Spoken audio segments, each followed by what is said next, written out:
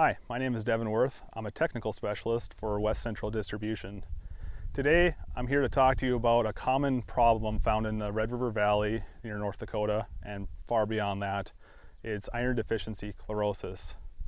Iron deficiency chlorosis is common in the Red River Valley because of our high bicarbonates in the soil and high salts in the soil, along with nitrate as well.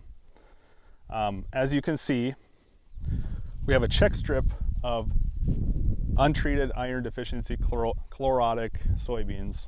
And what you're seeing here is yellowing or interveinal chlorosis and stunting.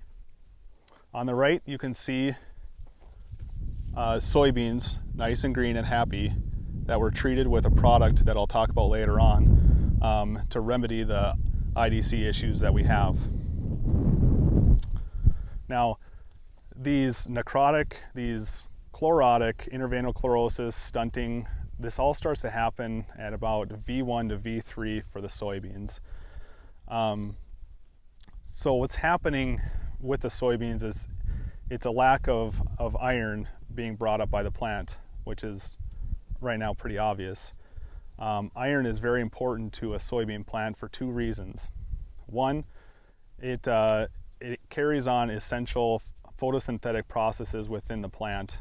And so if you're seeing a lot of this yellow, that's because it's not getting that chlorophyll that it needs, reaching out to the sun and being able to carry on respiration. The second thing that it does well is it increases nodulation and nitrogen fixation within the plant. And so what you're going to have later on the season is a lack of nitrogen for that plant to grow. You dig up some of the tissue, the root tissue, and there's going to be a lack of nodules there as well. So why does this happen? Well, like I said, the bicarbonates in the soil interact with the iron in such a way that it makes it insoluble. We want iron to be at a +2. That's the most soluble form of iron that it's able to take up. But because of the bicarbonates tying it up, it's usually at a +3 state. And so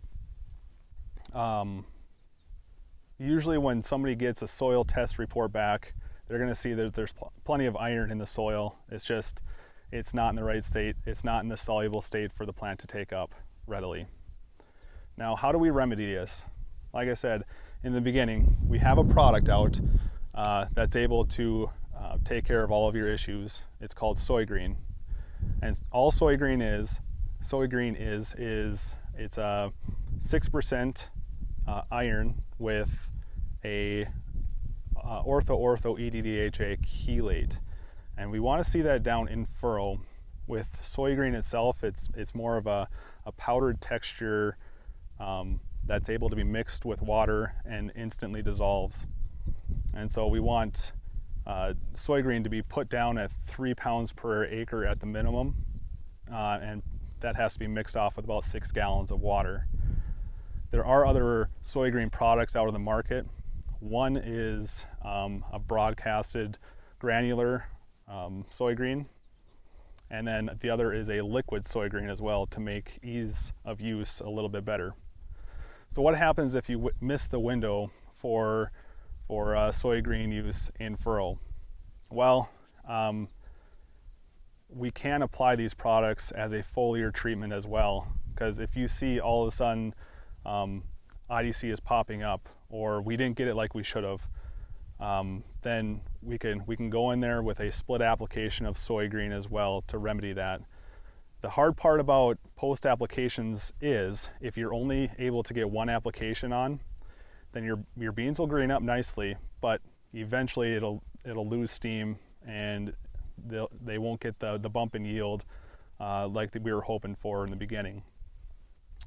The second thing is Soy Green still needs a rain event after the post application to get the Soy Green down in the rooting zone for the soybean to take up. That's the most effective use of Soy Green, is to get it down in that rooting zone. And so again, if you don't have the second application, or you don't get the water that you need to push it down in the root zone, it's a little tougher to get Soy Green to work for you a little bit. Now, we've seen Soy Green able to get an extra 6 to 8 bushels on average for people that have IDC issues. Now, if you have severe IDC issues, you're going to have to bump up the rate of Soy Green a little bit to get the bump in yield that you need. With that, I hope you guys have learned as much as I have today, and hopefully you don't have IDC, but if you do, we have a remedy for it. Thank you.